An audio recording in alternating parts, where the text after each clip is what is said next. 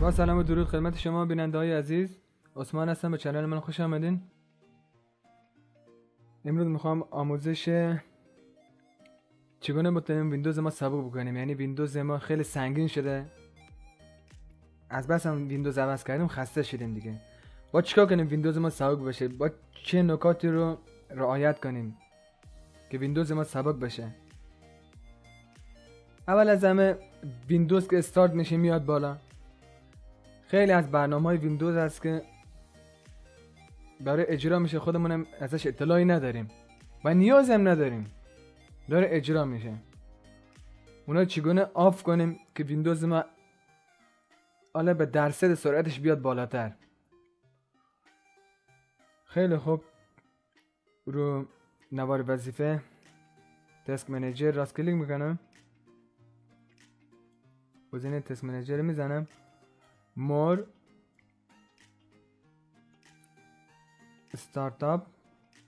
خیلی خوب، اینجا این نرم افزاره بعضیش نصب کردم، بعضیش مال خود ویندوز هست که انیبل هست. با گزینه یعنی خیلی سرعتش بالا هست. میدیوم الان نداریم اینجا، میدیوم سرعتش پایین هست. گزینه نان که دیگه خیلی پایین هست. من الان میام مثل ویندوز سکیوریتی، ویندوز دفندر هست کنم. من اینو لازمش ندارم، از اینجا میتونم دیسیبلش کنم یا راست کلیک بکنم دیسیبلش کنم. اینجا دیسیبلش میکنم چون به این نیازی ندارم، من خودم آنتی ویروس دارم، به ویندوز دفندر نیازی ندارم. خیلی خوب، خیلی ساده است. دوباره بخوام بیایم برنامه رو انیبلش کنیم، روش راست کلیک میکنیم، اینجا هم انیبل داره. رو برنامه کلیک کنیم، اینجا هم انیبل هست، اینجا هم انیبلش میکنیم. این برای اون کسای خوبه که سیستمش کورای 2 هست، AMD یا سلرون، CPU سلرون داره، این کارا رو انجام بده براش خوبه. نه برای کسایی که سیستمشون از کورای 3 به بالا هست. متوجه شدین چی گفتم دوستان عزیز؟ و بعضی از نرم افزارها رو نصب میکنیم، بعضی از فایل‌های تمپ به خودشون به جا میذارم بعد از اینکه آن استالشون کردیم، نرم افزار رو حذف کردیم، بعضی فایل‌های تمپ به جا میذارم. میایم اولین که کلید ویندوز رو میگیریم، آر میزنیم، گزینه رن اجرا میشه، یا اینجا می نویسیم رن، اینجوری هم اجرا میشه. خیلی خوب، اینجا می نویسیم temp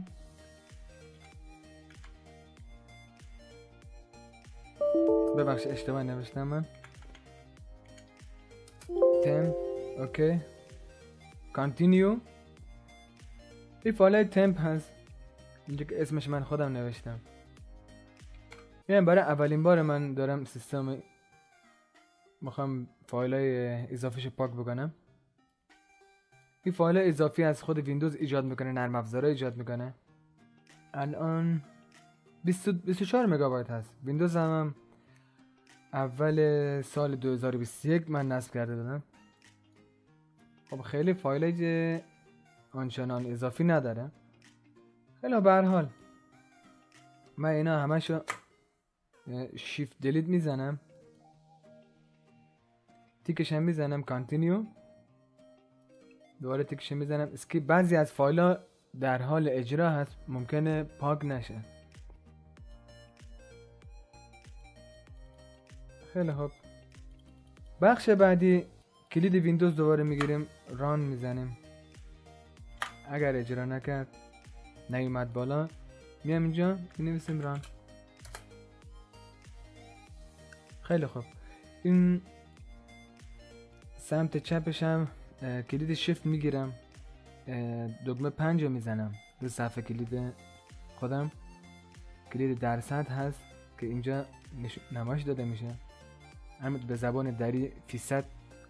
خیلی خوب، شیفت کلید 5 فیصد اوکی. اینجا هم هست، اینم کنترل A میزنم، همش میگیرم، راست کلیک پراپرتیز میزنم. این هم 184 مگاوات هست. دوباره گزینه اوکی میزنم. اینم شیفت دیلیت میزنم. یس. تیکش میزنم کانتینیو. دوباره تیکش میزنم اسکیپ. بعضی از فایل ها همینطور که گفته بودم در حال اجرا است، ممکنه پاک نشه، پس مشکلی نداره. و خواستینم بقیه فایلاتون پاک بشه، یه گزینه هست به نام سیف مود هست. خارج از که بیان تو ویندوز حالت سیف مود میاین بالا و این گزینه رو میشه کامل پاکش کرد.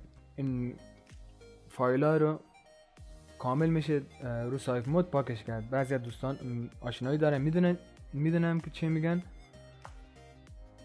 بعضی از دوستان آشنایی دارن، میدونن که من چی میگم.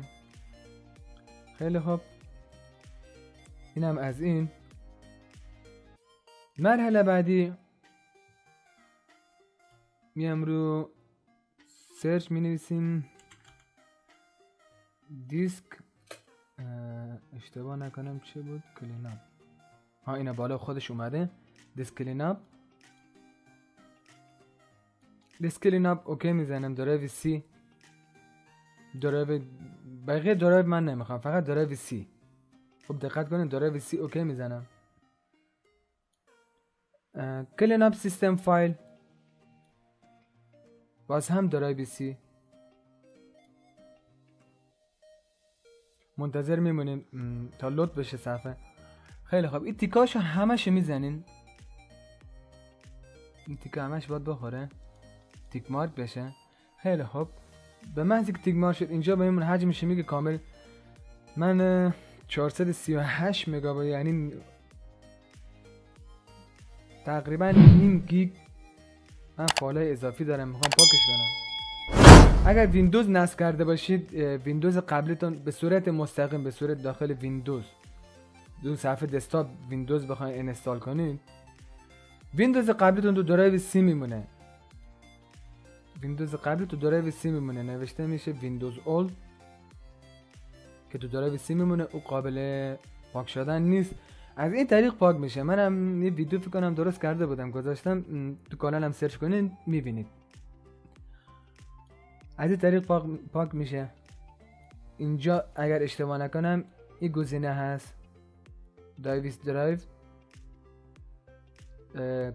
9 10 16 19 20 34 گیگ، همین هولوشا هست که ویندوز اولد همینجا پاک میشه. تا همین مسیر بیاین پاک میشه. گزینه اوکی میزنم. اینجا میگه مطمئن میخواین این فایل رو پاک کنین؟ من میگم بله، یعنی مطمئنم این فایل ها میخوام پاک بشه. حذف کردن فایل ها، منتظر میمونیم.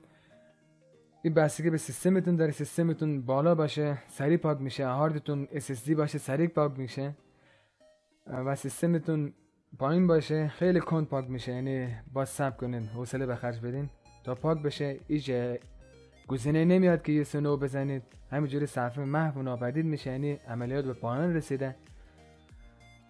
این مرحله بعدش بود که بهتون آموزش دادم. و میایم این مرحله، این برنامه که اول ویندوز میاد بالا، اینا میتونیم اینجا برنامه که لازمش نداریم اینجا غیر فعالش کنیم. مثل تلگرام من لازم ندارم، یا تو اینترنت نمیخوام برم، اینترنت دانلود منیجرم لازم ندارم، و برنامه ریکاوری و غیره اینجا میتونیم غیر فعالش کنیم. دوباره رو نوار وظیفه میخوام کلیک کنم. اشتباه بازش کردم. دسک منیجر، استارتاپ، برنامه پارتیشن منیجر من غیر فعال کردم، اما رو سیستم هنوز رون است، رو ویندوز رون هست. اینجا میایم دوباره دیسکانکت میزنیم. این خود دیسکانکت هست. خیلی از برنامه که نمیخوایم فعلا اینترنت ندارین، اگر نمیخواستین اینترنت دانلود منیجر هم میتونید دیسکانکت کنید. من از کروم استفاده میکنم، اپرا خیلی کم، اینم میتونم دیسیبلش کنم. یکم دیسکانکت ببخشید و غیره دیگه. همینطور گفته بودم بخش رون بریم، گزینه تمپ بخوام بزنیم، این فایل که من پاک کرده بودم میتونیم آدرس، اگر ویندوزتون تو درایو SSD هست حجمش خیلی کمه و خیلی ساده تر بگم بخوام بریم مستقیما تو درایو فولدر تمپ بخوام پاکش کنیم، میتونیم مسیرش رو تغییر بدیم. ما کامپیوتر رو باز میکنم، راست کلیک میکنم تو بخش درایو، راست کلیک میکنم پراپرتیز میزنم، ادوانسد سیستم سیتینگز میزنم. خب دقت کنین و بعد پایین سیتینگز گزینه رو میزنم. خیلی خوب TMP temp، این دوتا رو آدرسش رو تغییر میدم، گزینه ادیت رو میزنم، بروز فایل میزنم، میگم دیس پی سی. تو هر درایوی که میدونین حجم زیاد لازمش ندارین، مثلا من درایو اف هم اینجا فایل ایجاد میکنم به اسم تمپ. خیلی خوب اوپنش میکنم. اوکی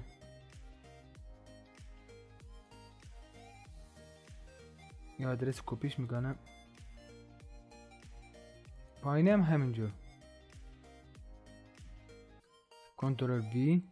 اوکی پایینی هم رفت رو هم آدرس تو درایو دی، تو درایو اف ببخشید. و خواستم پاکش کنم مستقیم خودم دیگه میدونم آدرسی که دادم، میرم فایل های اضافی ویندوز یا برنامه رو پاکش میکنم.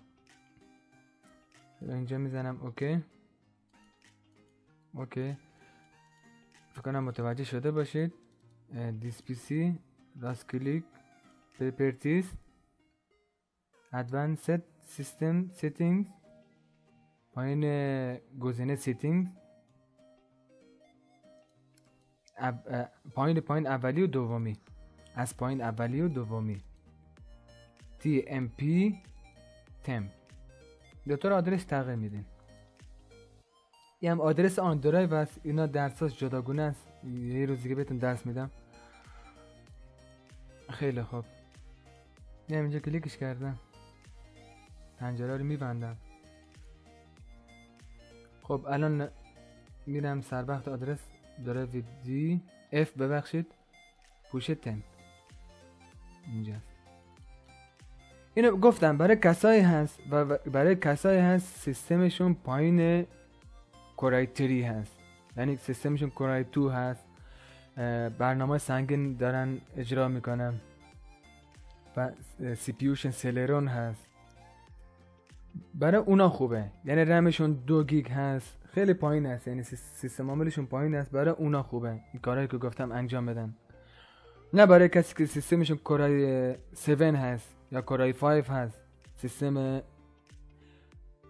مادربرد های DDR4 دارن، برای اونا نه، اونا خیلی تأثیری نداره، یعنی خیلی مهم نیست براشون این کار، خیلی براشون مهم نیست، خیلی رو سیستمشون تأثیر هم نداره. تا همینجا که برنامه من رو دیدید، من رو یاری کردین، خیلی خیلی خوشحال شدم. لطفا کانال من رو سابسکرایب کنین، به دوستانتون معرفی کنین، به محض تهیه ویدیوهای جدید نوتیفیکیشن براتون ارسال میشه. همه طور به خداوند خوب و منان میسپارم. خدا یار و نگهدار شما.